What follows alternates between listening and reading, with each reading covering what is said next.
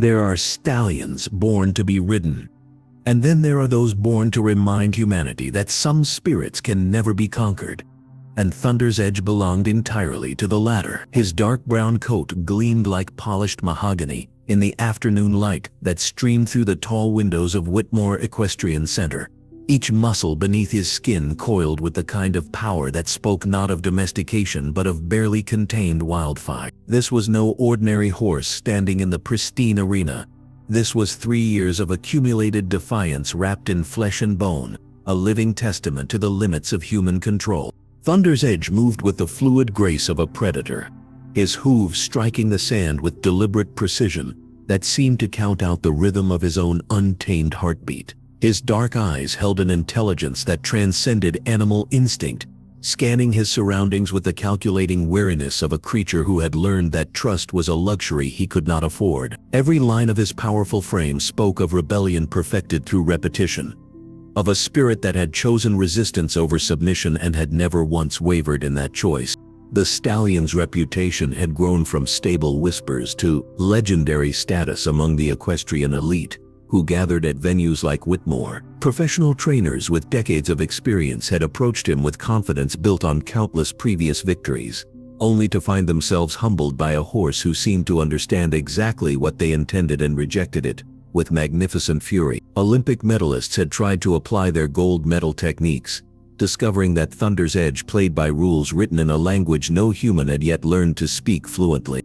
Cowboys who had broken wild mustangs across open ranges found their traditional methods useless against a horse whose defiance was not born of ignorance, but of conscious choice. Each failed attempt had added another layer to Thunder's Edge's armor of mistrust, another reason to believe that humans brought nothing but pain disguised as partnership. His previous owners had invested fortunes trying to unlock the secret of his compliance, employing increasingly sophisticated and expensive methods that only served to deepen his resolve never to yield.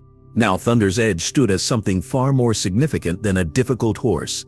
He had become a symbol of untamed spirit, refusing to bend to human will. His presence in the arena commanded both awe and fear from everyone who witnessed his magnificent defiance. The stallion paced with measured steps, his powerful hindquarters bunching and releasing with each stride, as if he sensed that this day carried different energy than all the others that had come before. His ears swiveled constantly, alert to every sound and movement, every subtle shift in the atmosphere that surrounded him. This was a creature whose survival had depended on his ability to remain perpetually vigilant, to trust nothing and expect betrayal from every extended hand. Thunder's Edge had learned that safety lay not in submission, but in maintaining absolute control over his own destiny, even if that destiny meant eternal solitude within the boundaries of human ambition.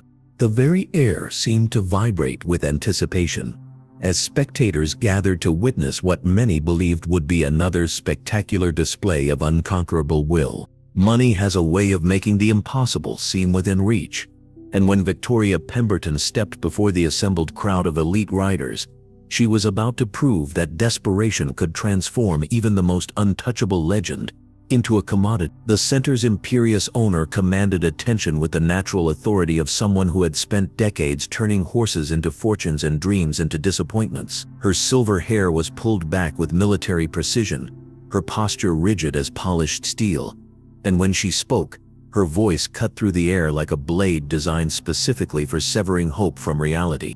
The challenge she presented sent ripples of disbelief through the gathering like stones thrown into still water. $1 million to anyone who could not only mount Thunder's Edge, but ride him for a full 60 seconds without being thrown. The number hung in the air between them, heavier than gold, more dangerous than any bucking stallion. Some riders laughed at the sheer audacity of the proposition, their nervous chuckles betraying the calculations already spinning behind their eyes. Others stood in stunned silence, measuring their considerable skills against the reputation of a horse who had never allowed anyone to claim victory over his magnificent defiance. Word spread through social media channels and exclusive equestrian circles, with the velocity of wildfire consuming dry grass. Within hours, riders from across the country were making travel arrangements, their minds filled with visions of glory and financial security. The challenge represented more than money to these competitors. It was a chance to become the person who finally conquered the unconquerable, who wrote their name in the history books alongside legends of horsemanship and human determination.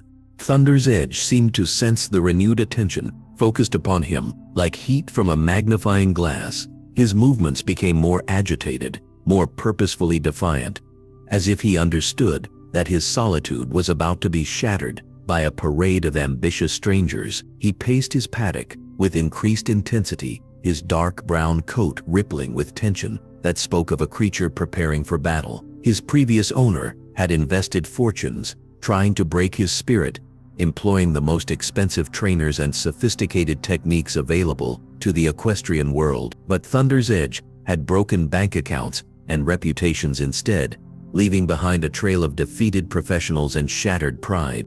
Now he stood as something more than a horse. He had become a living challenge to human dominance, a beautiful embodiment of untamed spirit that refused to bend to conventional wisdom or surrender to traditional methods. Victoria Pemberton watched him from her office window, her calculating gaze measuring not just his monetary value, but the spectacle his resistance would create. She had built her empire on the premise that everything could be bought, sold, and ultimately controlled. But Thunder's Edge represented the one variable in her equation that refused to be solved. The stallion lifted his magnificent head toward the gathering crowd, his dark eyes reflecting not fear, but something far more dangerous, the absolute certainty that he would remain unconquered, regardless of the price placed upon his submission. Sometimes the most profound revolutions arrive wearing ordinary clothes and carrying no banners, and Emma Hartwell embodied this truth as she stepped onto the grounds of Whitmore Equestrian Center, with the quiet determination of someone who had never needed to announce her intentions to the world. Her blonde hair was pulled back in a simple ponytail, practical rather than styled, framing a face that spoke of countless early mornings and late nights spent in the company of creatures who communicated in languages deeper than words. Her blue competition jacket bore the soft patina of frequent use, well worn but impeccably maintained, telling the story of someone who understood that true partnership was built through consistency rather than spectacle. At 25, Emma carried herself with the kind of quiet confidence that came not from trophies or accolades, but from the calloused hands that spoke of countless hours spent earning trust rather than demanding submission. While other challengers arrived with impressive credentials printed on business cards and expensive equipment designed to showcase their professional status, Emma brought something far more valuable and infinitely more rare, a gift that had been passed down through generations of her family, like a sacred flame that refused to be extinguished by modern methods or conventional wisdom. The other competitors, mostly men whose reputations preceded them like fanfare, announcing royalty, barely glanced at her as she signed the liability waiver with steady handwriting. They saw her as either naive or foolish, possibly both, their eyes already calculating their own chances against Thunder's Edge, while dismissing her as background noise in their symphony of ambition. Their expensive boots and custom-tailored riding attire created a stark contrast to Emma's humble appearance. But they failed to recognize that true horsemanship was measured not in the price of equipment, but in the depth of understanding that flowed between human and animal hearts. Emma had driven 12 hours from a small rural town, whose name appeared on no equestrian magazines, carrying with her something none of the others possessed: a connection to horses that transcended technique, training, or the mechanical application of pressure and release. She had grown up surrounded by the horses that others had given up on, the broken ones whose spirits had been fractured by harsh treatment, the difficult ones whose behavior was labeled as problems rather than communications, the horses that needed healing rather than breaking. Her family's small farm had become a sanctuary for these forgotten souls, each one teaching her that patience was more powerful than force, that listening was more valuable than commanding, and that sometimes the greatest victory was simply helping another being remember how to trust again. Thunder's Edge was just another soul calling out for understanding rather than conquest, Another heart that had learned to protect itself through defiance because gentleness had become a foreign concept in his world of human ambition and mechanical precision. As Emma approached the registration area, her steps carried the rhythm of someone who had walked this path many times before. Not in prestigious arenas but in quiet pastures, where healing happened one breath at a time. Magic exists in the spaces between heartbeats, in moments when two souls recognize something essential in each other. Across the vast distances that separate species. And when Emma first approached Thunder's Edge in his stall, the very air seemed to hold its breath in anticipation of something extraordinary. The stallion, who had been pacing restlessly since dawn like a caged storm seeking release, suddenly stilled with the abrupt completeness of lightning frozen in time. His dark brown coat seemed to shimmer in the stable light as he turned toward her, ears pricked forward with curiosity rather than the defensive aggression that had become his signature response to human presence. Emma moved with the fluid grace of someone who had learned that rushing toward trust was the surest way to shatter it completely. She carried no whips or spurs, none of the equipment that others brought to establish dominance through intimidation and force. Her blue competition jacket created a splash of color against the muted tones of the stable. But it was her presence that truly transformed the space, radiating patience rather than pressure, understanding rather than demand. She hummed softly, a melody her grandmother had taught her in childhood evenings spent among horses who had forgotten how to believe in human kindness. The sound seemed to reach Thunder's Edge, in places deeper than his ears, touching something within him that had been buried beneath years of defensive fury. His massive head lowered slightly, drawn by an invisible thread that connected hearts speaking the same ancient language of healing and hope. The white star on his forehead, barely visible beneath his forelock, seemed to pulse with some inner light, as Emma's gentle fingers traced its familiar shape for the first time in years of separation. Thunder's Edge stepped closer to the stall door, his powerful frame moving with tentative grace rather than the coiled aggression that had defined his interactions with every other human who had approached him. For the first time since his spirit had been fractured by harsh treatment and mechanical training methods, the stallion allowed human touch without resistance or retreat. Emma's voice continued its soothing cadence, weaving through the stable air like threads of gold connecting past wounds to present possibilities. The other competitors watched from a safe distance, their expensive equipment and impressive credentials suddenly seeming insignificant in the face of something they could neither purchase nor replicate through technique alone. Some remained skeptical, their minds rejecting what their eyes were witnessing because it challenged everything they believed about dominance and submission in the relationship between human and horse. Others began to sense they were witnessing something unprecedented, a moment when the impossible became inevitable through the simple application of patience and genuine understanding. Thunder's Edge pressed his muzzle into Emma's palm with the tentative trust of a creature testing whether kindness might be real rather than merely another form of manipulation disguised as care. In that gentle contact, years of accumulated defiance began to soften around the edges, revealing glimpses of the noble heart that had always existed beneath the armor of necessary rebellion. Truth has a way of seeping through walls like water, finding every crack and crevice. And as word of Emma's breakthrough with Thunder's Edge spread through the corridors of Whitmore Equestrian Center, fragments of the stallion's buried history began to surface like artifacts unearthed from long-forgotten graves. A weathered stable hand named Thomas, whose years of service had made him nearly invisible to the wealthy clientele, finally found the courage to speak about what he had witnessed 3 years earlier when Thunder's Edge first arrived at the facility. The stallion had once been gentle, Thomas revealed in hushed tones, a champion in the making whose natural athleticism and willing spirit had promised greatness beyond measure. But a violent training incident had shattered more than bones. It had fractured the very foundation of trust that exists between horse and human, leaving behind a creature whose only defense against further betrayal was magnificent, unrelenting defiance. The details emerged slowly, reluctantly, like confessions whispered in darkness where shame could hide from judgment.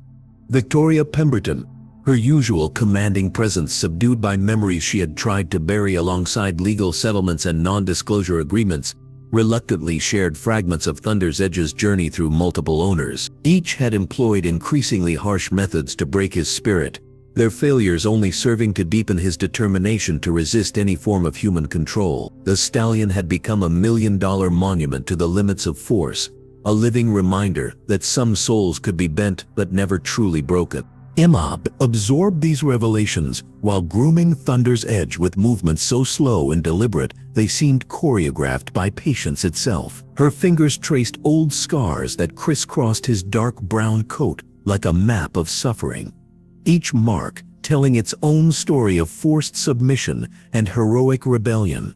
The Stallion stood quietly under her care, his massive frame relaxed in ways that Thomas had never seen before, occasionally turning his great head to watch her work with eyes that seemed to be evaluating whether she truly was different from all the others who had promised partnership but delivered pain. Other riders began to gather around Emma, with the hungry curiosity of people witnessing something they could neither replicate nor fully comprehend. They asked questions about her methods, her background, her secret techniques, as if understanding could be transferred through explanation rather than earned through years of patient practice. But Emma had no easy answers to offer them, no formulas or systems that could be packaged and sold to eager students seeking shortcuts to mastery. Her connection with horses wasn't something she had learned from expensive instructors or absorbed from prestigious textbooks. It was something that flowed through her blood like an ancient river, connecting her to creatures who communicated in languages older than human words. It was inheritance rather than education, wisdom passed down through generations of women who had understood that healing required not conquest, but communion, not breaking, but mending the spaces where trust had been shattered by those who mistook dominance for partnership. Thunder's Edge seemed to sense this difference in her touch, this absence of agenda, beyond simple understanding, and for the first time in years allowed himself to remember what gentleness felt like. Destiny arrives not with fanfare, but with the weight of 1,000 silent prayers.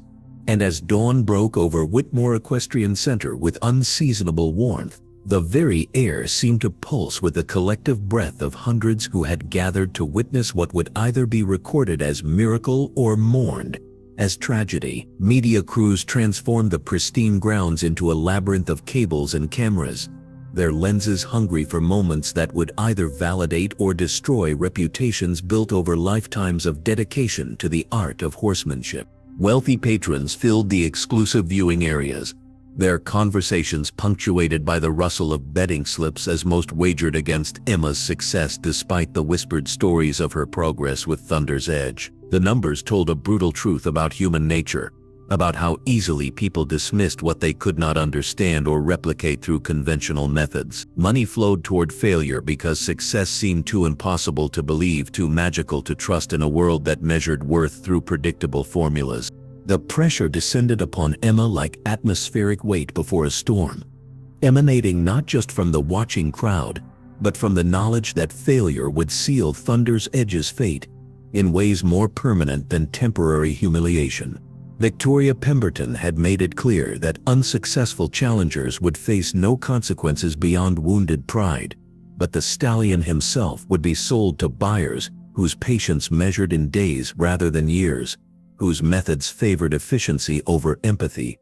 Emma stood in the preparation area, her blue competition jacket pristine, despite the nervous energy coursing through her veins like electricity seeking ground. Through a window that framed the arena like a stage, she watched Thunder's Edge being led into the spotlight, where his dark brown coat gleamed under artificial suns designed to illuminate every detail for cameras that would broadcast this moment across continents. His movements remained powerful and controlled, but she could see the wariness creeping into his posture as unfamiliar voices and mechanical sounds invaded the sacred space where they had built their fragile understanding.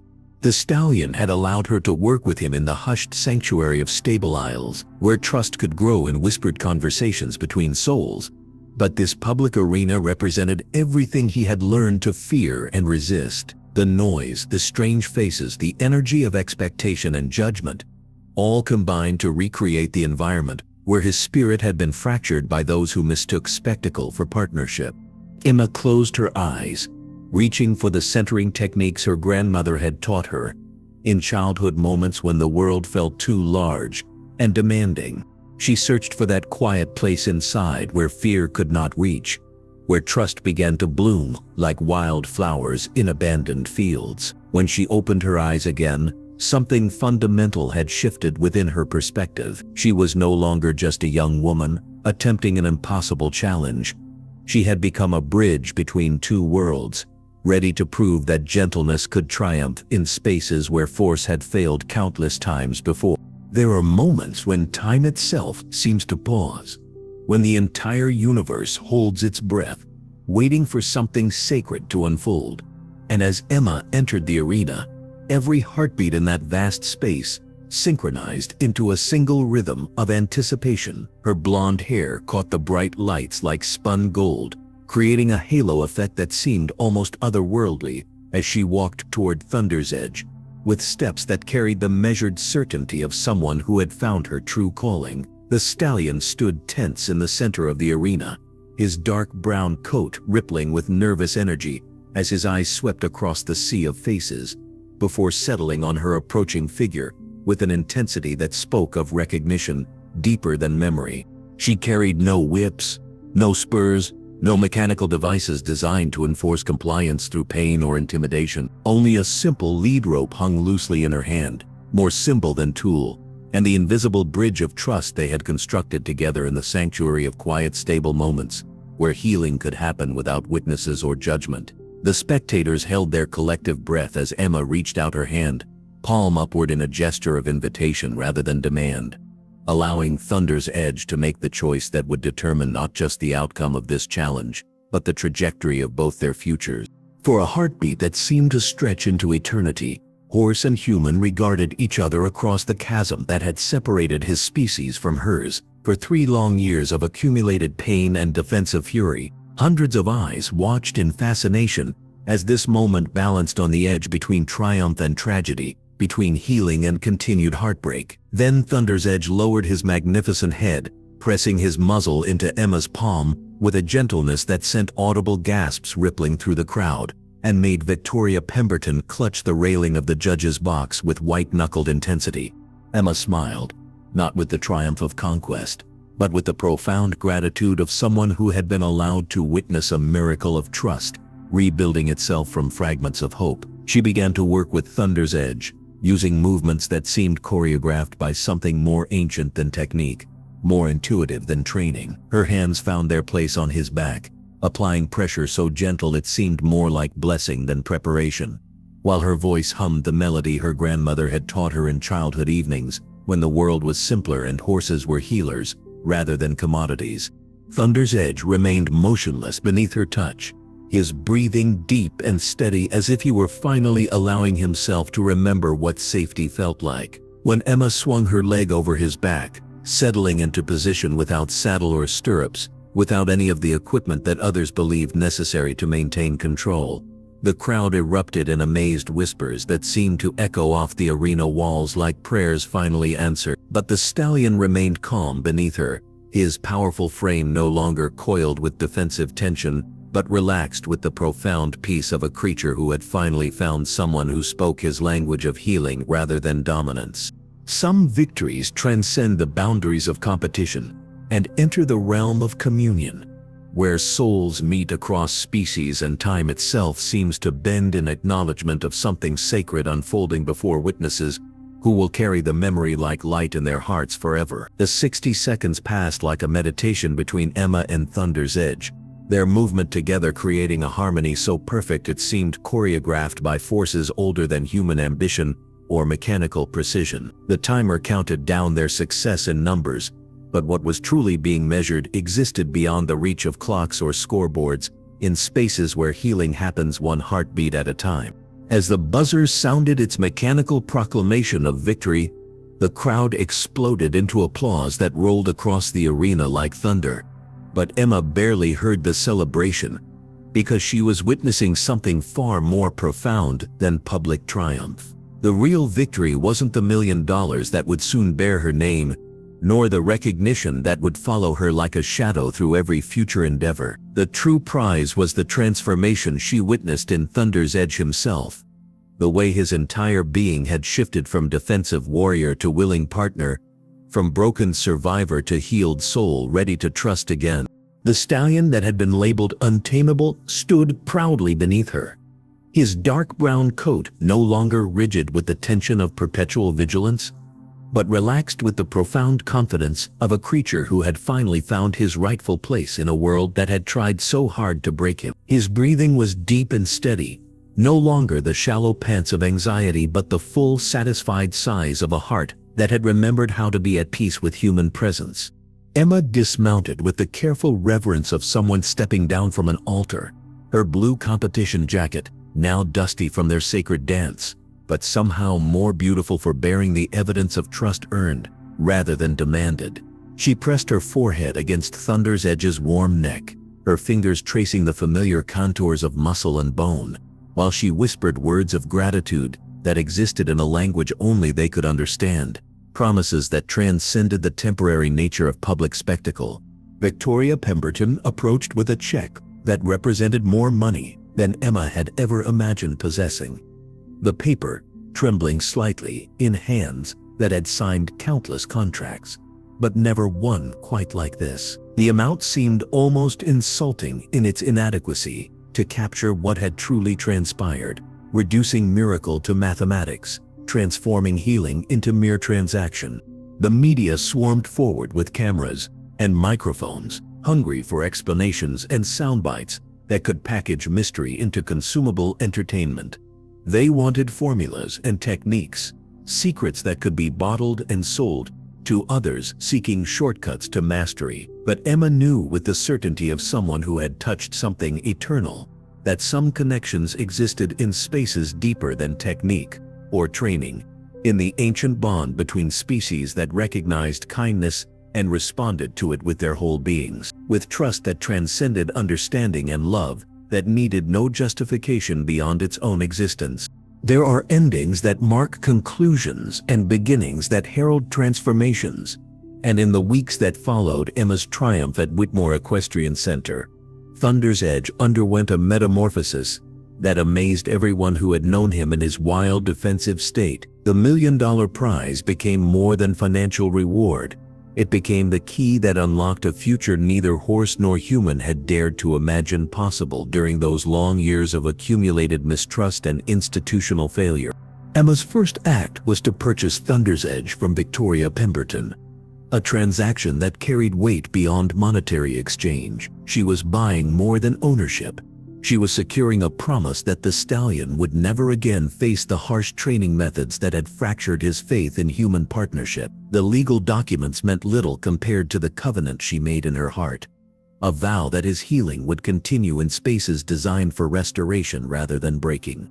She transported him to her family's small farm, where rolling pastures replaced sterile paddocks and gentle routines took the place of mechanical schedules designed around efficiency rather than emotional well-being. Thunder's Edge adapted to his new life with the graceful dignity of a king who had finally found his rightful kingdom, his dark brown coat gleaming in morning sunlight as he galloped freely across fields that stretched toward horizons, limited only by imagination rather than fencing designed to contain rather than protect. The stallion's transformation became a living testament to the power of patience, applied consistently over time. His movements lost the coiled tension of perpetual vigilance, replacing defensive aggression with the fluid confidence of a creature who had remembered what it felt like to be truly safe. Morning routines became rituals of mutual respect rather than battles of will, each day building upon the foundation of trust they had established in that moment of recognition at Whitmore.